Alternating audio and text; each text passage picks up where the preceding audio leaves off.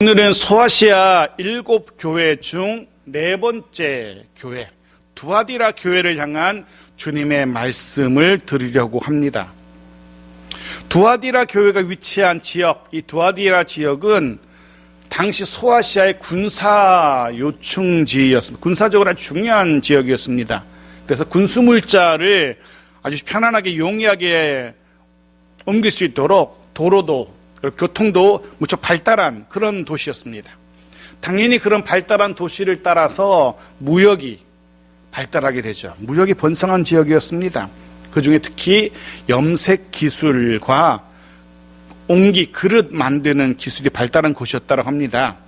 염색 기술이 아주 발달한 지역이었는데, 그래서 이곳 출신으로, 두아디라 출신으로 빌립보로 건너와서 옷감 장사하던 여인을 여러분들이 아마 기억하실 겁니다. 누군지 아십니까? 처음 들어보는 것처럼 그러지 마시고 사도행전 16장 40절에 이런 여인이 등장하죠. 보십시오. 같이 읽죠. 시작. 두아디라 시에 있는 자색 옷감 장사로서 하나님을 섬기는 루디아라 하는 한 여자가 말을 듣고 있을 때 주께서 그 마음을 열어 바울의 말을 따르게 하신지라. 네, 루디아라는 여인 기억나실 겁니다.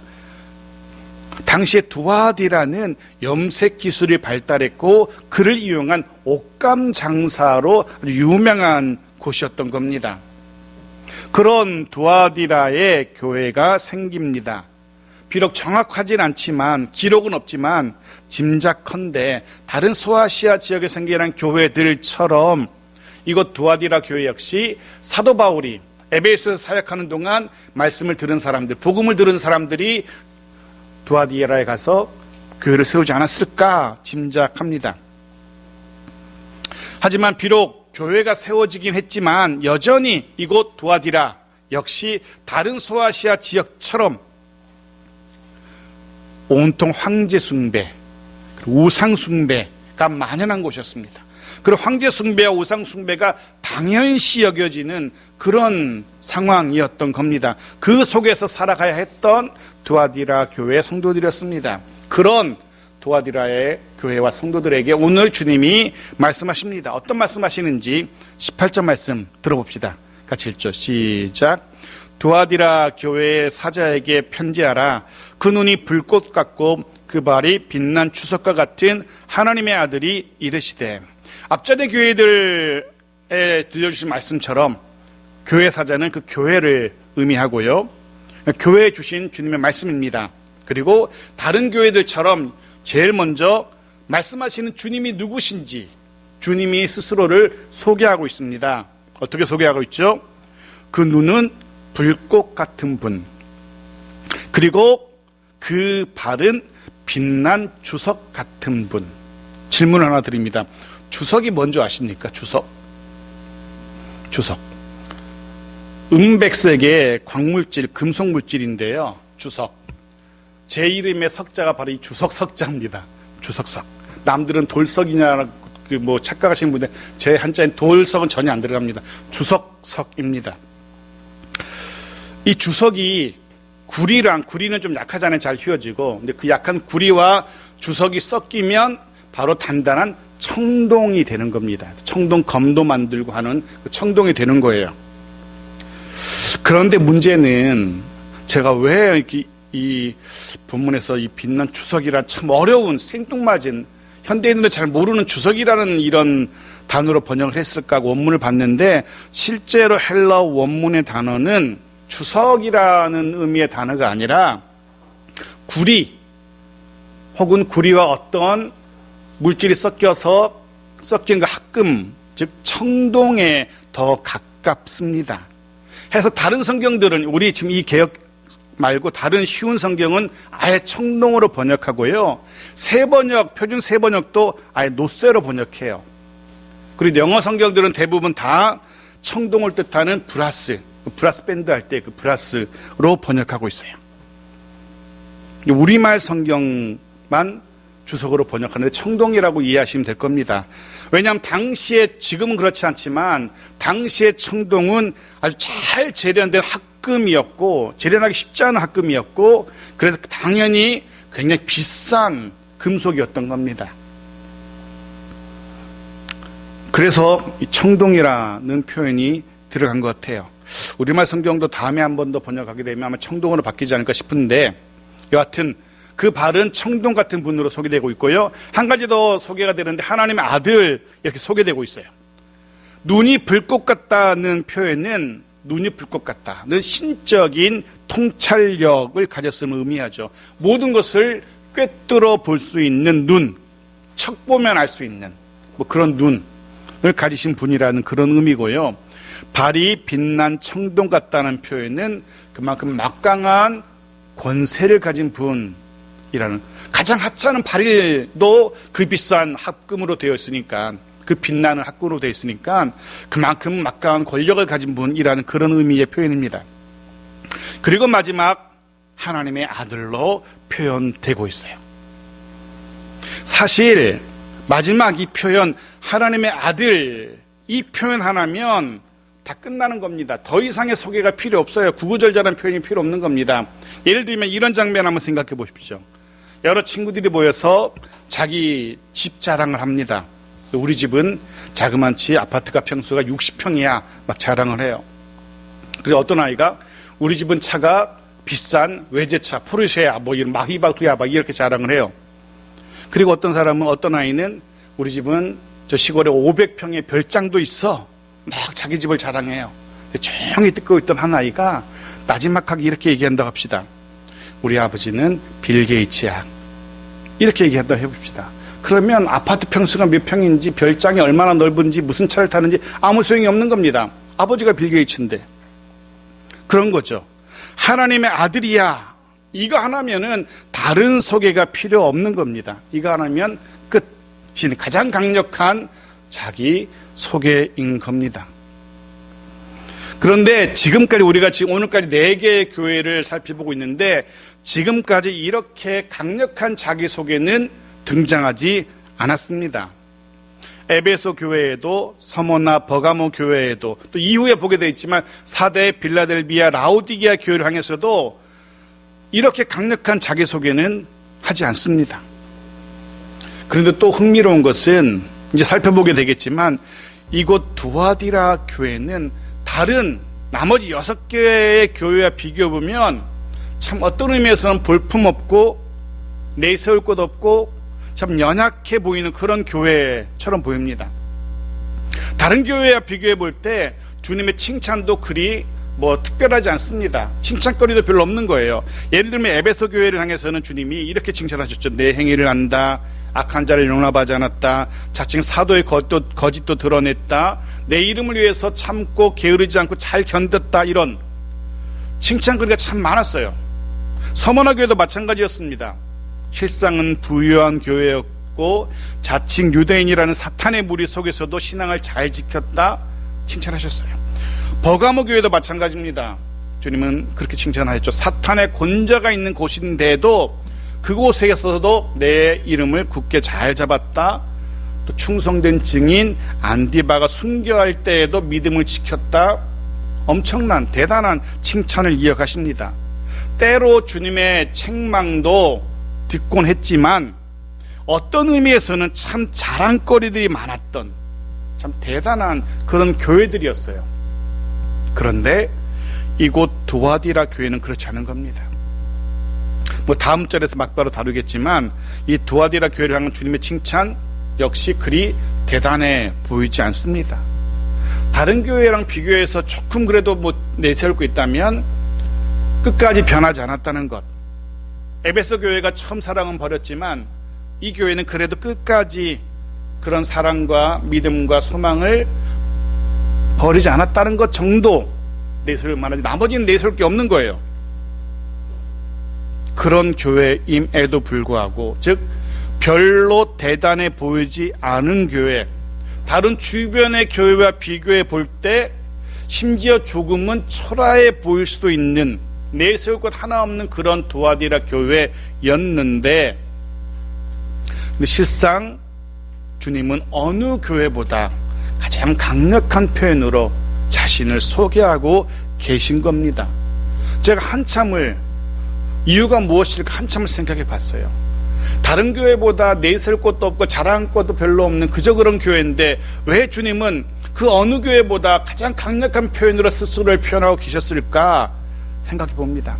그리고 제가 내린 결론은 그거예요. 사람의 눈으로 볼 때에는 아주 부족해 보일 수 있지만, 조금 부족해 보일 수 있지만, 사람의 눈으로 볼 때에는 초라해 보이고 연약해 보일 수 있지만 해서 사람들은 별로 주목하지 않고 별로 기대하지 않지만, 주님은 오히려 더 큰 애정을 가지고 그 교회와 성도들을 보고 계시기 때문은 아닐까. 오히려 주님은 더 큰 기대를 가지고 교회와 성도들을 보고 계시는 것 아닐까, 그런 생각을 하게 됩니다. 왜 흔히들 아픈 손가락 이렇게 표현하잖아요. 더 마음이 가고 더 신경 쓰게 되고 하는 그런 비슷한 의미가 아닐까, 그런 생각을 합니다. 다른 교회와 비교할 때 조금 기가 죽어서 움츠려져 있는, 의기소침해할 수 있는 두아디라 교회와 성도들을 향해서 주님은 그런 마음이 아닐까. 걱정하지 마, 여전히 넌 참 잘할 수 있어 라고 격려하시는 주님처럼 보입니다. 내가 누구니? 나는 하나님의 아들이야. 그런 내가 널 주목하고 있고 널 도와줄 것이고 내가 너에게 많은 기대를 가지고 있어. 하니 너는 분명 잘 해낼 거야 라는 그런 마음이 아닐까, 그런 생각을 해봅니다. 우리가 잊지 말아야 할 것이 있습니다. 주님의 보시는 눈은, 주님의 마음은 우리의 것과 다르다는 겁니다. 내 스스로를 향해서 혹은 주변의 누군가를 향해서 혹은 내가 계획하는 어떤 일을 인하여서 내 생각으로, 내 판단으로 난 할 수 없어, 좀 무리인 것 같아, 아니야, 이렇게 미리 포기하거나 기대를 접근하지 말아야 한다는 거죠. 왜냐하면 하나님의 아들이신 예수 그리스도께서 우리를 주목하고 계시기 때문에 그렇습니다. 언제든 급하면 손을 쫙 내밀어서 우리를 붙드실 준비를 하고 계시는 주님이 나와 함께 하시기 때문에, 그러니 걱정하지 말라는 겁니다. 그러니 기죽을 필요도 없고 또 겁먹을 필요도 없는 그런 주님의 마음인 겁니다. 우리도 역시 그럴 수 있기 바랍니다. 주님이, 하나님의 아들이신 주님이 나에게 주목하시고 나에게 기대하고 계신다는 사실 기억하면서 어떤 순간에도 기죽지 말고 힘을 낼 수 있는, 흔히 말하면 파이팅 할 수 있는 그런 우리들이어야 할 겁니다. 그리고 더 나아가서 주님이 우리에게 그런 기대와 그런 애정을 가지고 기다려 주시고 지지해 주시고 또 믿어 주시는 것처럼 우리도 우리 주변 사람들, 우리 가족들을 향해서 그렇게 격려해 주고 믿어 주고 지지해 주고 할 수 있는 그런 우리들이기를 소원합니다. 무엇보다 늘 주님의 눈, 주님의 마음으로 모든 것들을 볼 수 있는 그런 훈련들이 우리들 가운데 있기를 원합니다. 모든 일들을 볼 때 주님의 눈으로, 주님의 마음으로 볼 수 있는 우리이기를 소원합니다. 잊지 마십시오. 우리를 향한, 우리의 공동체를 향한 주님의 생각은 세상 사람들의 생각과 다를 수 있다는 사실, 여전히 큰 애정과 기대를 가지고 우리를 주목하고 계시는 주님이심을 잊지 마시고, 바라기는 그런 주님의 그 애정과 기대에 부응하는 우리 모두의 삶이기를 주의 이름으로 축복합니다. 19절입니다. 같이 읽죠. 시작. 내가 내 사업과 사랑과 믿음과 섬김과 인내를 아노니 내 나중 행위가 처음 것보다 많도다. 이제 주님의 칭찬이 이어집니다. 이렇게 칭찬하세요. 내 사업과 사랑과 믿음과 섬김과 인내. 장황하지만 간단하게 말하면 이 사업은 그 행위를 말해요. 두아디라 성도들의 행위.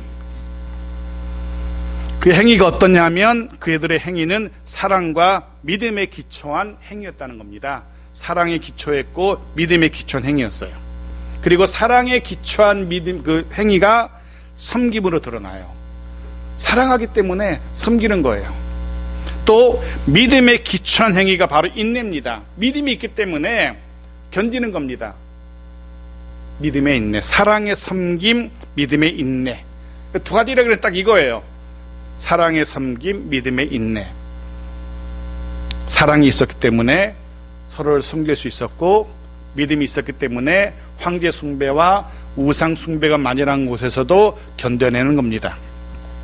사랑하는 성도 여러분, 우리 창성의 공동체에도 이런 사랑과 믿음이 늘 가득하기를 축복합니다. 우리 공동체에도 이런 사랑으로 인한 섬김, 믿음으로 인한 인내가 우리 가운데 풍성하기를 축복합니다. 더군다나 두아디라 교회는 처음보다 나중에 더 그런 행위들이 더 많았다라고 칭찬하고 계세요. 그나마 다행인 거죠. 에베소 교회가 생각날 겁니다. 에베소 교회는 처음 행위, 처음 사랑을 잃었고 책망을 들었어야 되는데 다행히 두아디라 교회는 그 처음 사랑, 처음 믿음 잘 간직하고 있는 겁니다. 적지만 내설건 그렇게 많지 않지만 적어도 사랑과 믿음에 관하여서는 흔히 하는 말로 내공이 깊어져가는 그런 교회였던 겁니다. 시간이 지날수록 더 사랑으로 섬기고 시간이 지날수록 핍박이 많아지면 많아질수록 더 믿음으로 인내하는 그런 작지만 알찬 단단한 교회였던 것 같습니다. 두아디라 교회를 보면서 우리 교회 공동체를 생각해 봅니다. 우리도 그랬으면 좋겠다, 이런 교회일 수 있으면 좋겠다라는 그런 바람을 가져봅니다. 작지만 적은 인원이지만 시간이 흐를수록 서로를 사랑으로 섬기는 그런 공동체이기를, 마치 벼가 익을수록 고개를 숙이듯 시간이 갈수록 신앙생활의 연조가 깊어질수록 오히려 믿음이 더 깊어지고 인내의 내공이 더 깊어져가는 그런 우리 공동체, 우리 성도들이면 얼마나 좋을까라는 그런 생각하면서 마음으로 축복합니다. 어지간해서는 흔들리지 않은 그런 믿음의 인내가 있는 사랑으로, 그리스도의 사랑으로 서로 섬길 수 있는 우리의 공동체이기를 주의 이름으로 축복합니다. 그렇게 축복하고 나서, 칭찬하고 나서 막바로 주님이 또 안면을 바꾸시죠. 책망이 시작됩니다. 20절 보십시오. 같이 읽죠. 시작. 그러나 내게 책망할 일이 있노라. 자칭 선지자라 하는 여자 이세벨을 내가 용납함이니 그가 내 종도를 가르쳐 꿰어 행음하게 하고 우상의 제물을 먹게 하는도다. 두아디라 교회 역시 책망을 들어야 했습니다. 이유 하나는 이세벨이라는 여자를 용납했다는 겁니다. 여자 이세벨. 실제로 이 여자가 누구인지 다른 곳에는 기록이 없어요. 누구인지는 모릅니다. 아마도 같은 이름을 가진 구약 성경의 한 인물, 구약 성경에 등장하는 여왕 이세벨, 우상을 숭배하고 하나님과 하나님의 사람들을 대적했던 당시 최고의 악녀, 이단의 우두머리라 할 수 있는 그런 여인이었지 않았을까라는 생각을 해봅니다. 구약 성경이 기록하는 아합과 이세벨, 특히 이 이세벨은 이스라엘의 여호와 신앙을 그 뿌리부터 근본부터 뽑아버리고 무너뜨리려 했던 이스라엘 최고의 악녀였거든요. 그런 여자가 당시 두아디라 교회, 초대교회에 존재했었고, 그런 여자의 가르침을 따르는 사람들이 이 두아디라 교회에 있었던 겁니다. 하나님의 백성들로 하여금 음란하게 행하게 하고 우상의 제물을 먹게 만드는 그런 가르침을 펼치는 여자였던 것 같습니다. 결국 사랑과 믿음이 있는 교회였지만 음란하게 행하고 우상의 제물을 먹는 이런 행위를 통해서 두아디라 교회 성도들도 점점 신앙의 뿌리가 병들어가기 시작한 겁니다. 지난주 보았던 버가모 교회처럼 그대로 두면 그 옛날 이스라엘 역사가 보여주는 것처럼 결국은 이 두아디라 교회도 여호와 신앙을 버리게 될 겁니다. 결국 그 좋았던 사랑과 믿음의 모습도 잃어버리게 될 겁니다. 해서 주님께서 강력하게 경고를 하시기 시작합니다. 경고가 참 많이 이어지는데 먼저 21절 보십시오. 같이 읽죠. 시작. 또 내가 그에게 회개할 기회를 주었으되 자기의 음행을 회개하고자 하지 아니한도다. 여자 이세벨에게, 그리고 그를 용납하고 따르는 이들에게 회개의 기회를 주십니다. 주님 막바로 칼을 들어서 심판하지 않으세요. 먼저 회개의 기회를 주십니다. 그런데 구약 이스라엘의 역사를 보면 하나님 역시 그 악녀, 여왕 이세벨에게 계속 경고하시죠. 3년 반이라는 엄청난 가뭄으로 경고하시고 우리에게 유명한 엘리야라는 선지자를 보내셔서 수차례 그에게 경고하시죠. 하나님을 대적하지 말라고. 그렇게 여러 번 경고하지만 이세벨은 하나님의 경고를, 회개의 기회를 받아들이지 않습니다. 마찬가지였습니다. 두아디라 교회의 자칭 선지자라는 이 여자 이세벨 역시 회개의 기회가 주어졌음에도 불구하고 회개치 않습니다. 그리고 그 결과를 22절은 이렇게 기록합니다. 같이 읽죠. 시작.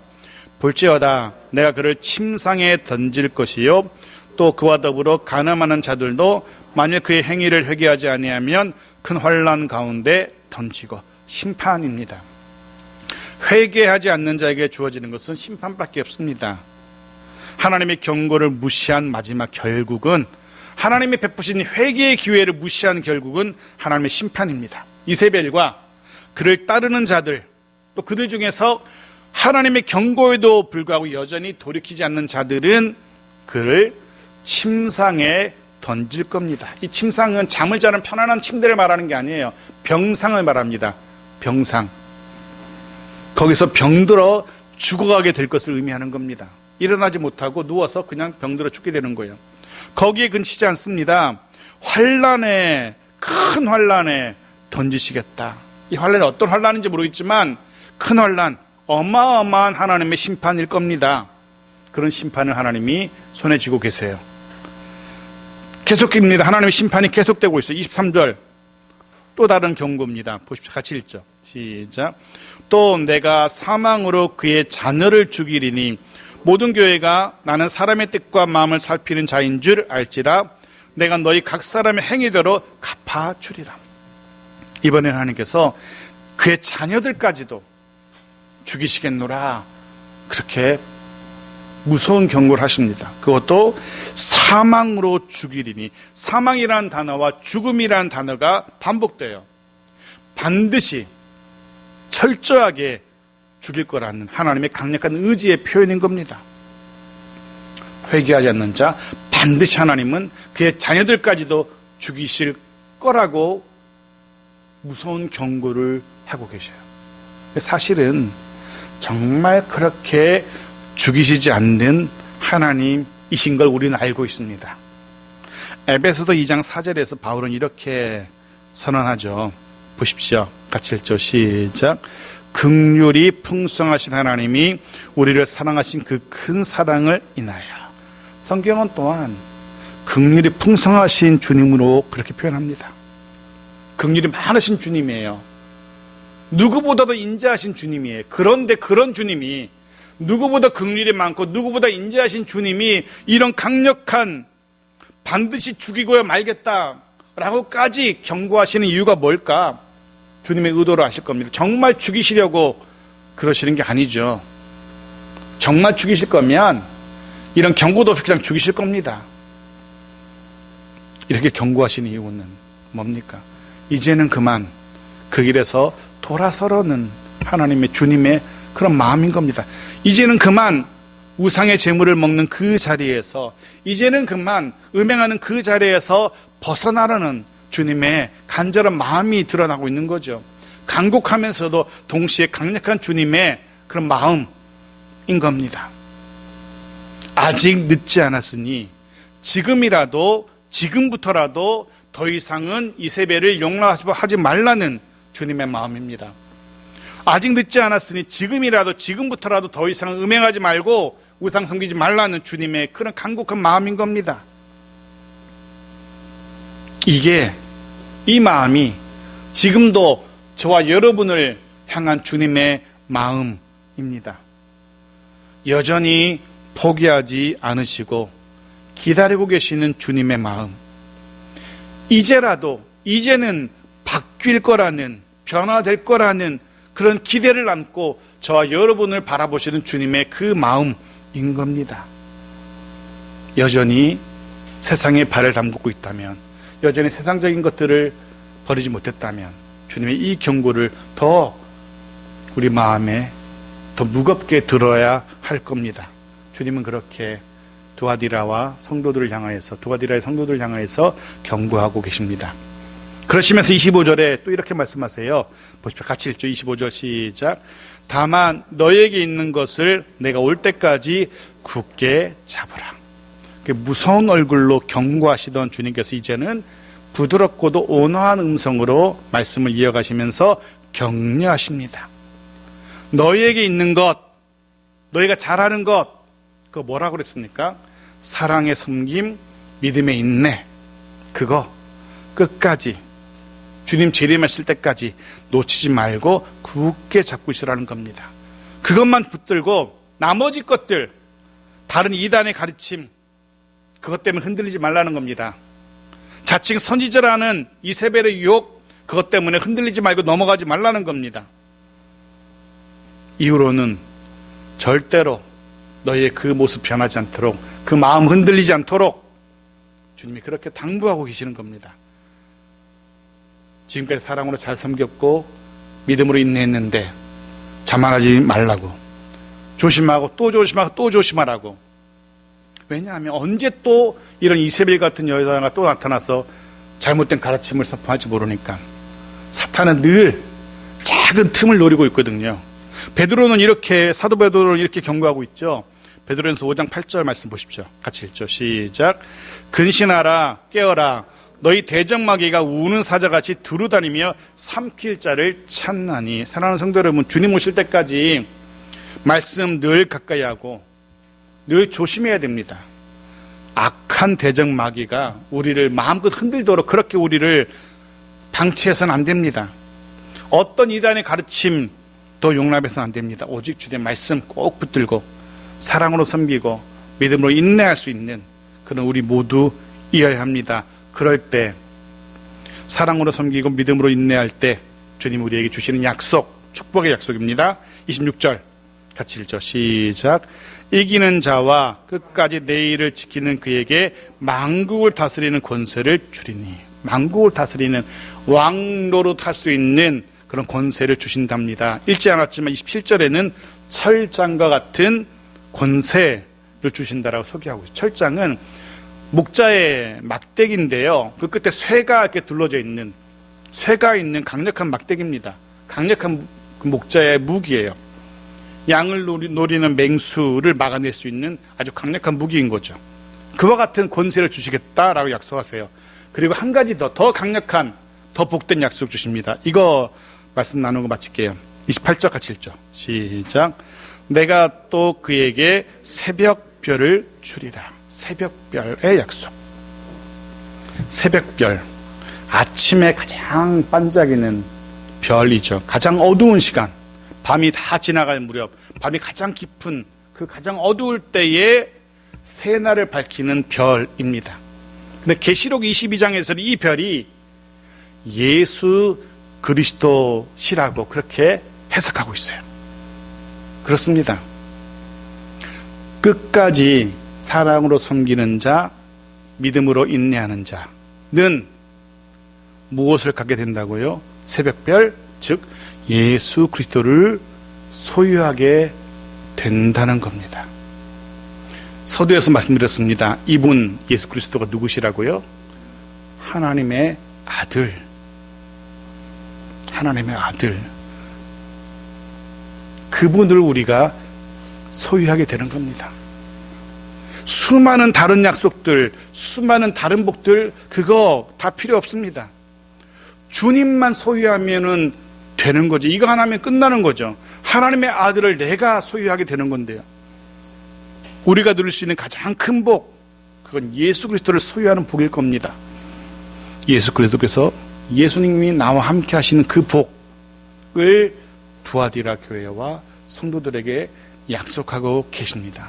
사랑하는 성도 여러분, 2020년 올 한 해, 아니 이후로 우리가 적어도 이 땅을 살아가는 한평생 이 복, 주님을 소유한 자의 복을 누리며 살아갈 수 있기를 축복합니다. 기억하십시오. 참 많이 두아디라 교회처럼 많이 연약하고 부족한 우리들이지만, 내세울 것, 자랑할 만한 것 별거 없는 우리이지만, 그럼에도 불구하고 할 수 있는 최선을 다해서 우리가 가지고 있는 사랑의 섬김, 믿음의 인내, 그리고 하나님만 바라보는 소망의 삶, 이런 것들을 더 붙드는 우리들의 하루하루이기를 소원합니다. 물론 때로는 흔들릴 수 있을 겁니다. 때로는 엎어지고 넘어지고 할 수도 있어요. 때로는 마음으로부터 낙심될 때도 있겠죠. 그럴 때 오늘 주님의 이 경고, 이 주님의 약속을 기억하실 수 있기를 바랍니다. 그 약속 기억하면서 다시금 돌이키고 일어설 수 있는 우리이기를 축복합니다.